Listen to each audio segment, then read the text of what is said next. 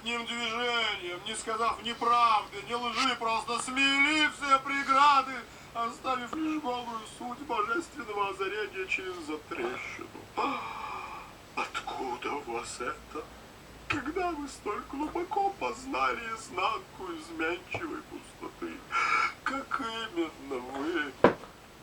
Опс! Ладошка Рахиль заботливо прикрыла неумеренный словесный поток восхищенного философа. Достаточно 2 вопросов. На 3-й словите пирогам. Вы же сами видели, таки сберегите себя для чихающей невесты. Едва справившийся с рвущимся наружу хохотом, Иван Кочуев постарался нахмурить бровь, делая серьезное лицо. Куда прикажете вас ставить, о мой великий господин? Елейным голоском поинтересовался негостеприимный отшельник. Надо признать, что слово он сдержал.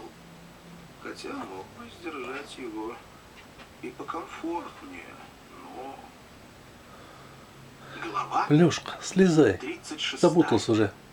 О том, что строки «И дым отечества нам сладок и приятен», написал тот, кто, вернувшись, застал свое отечество в дыму и разрухе.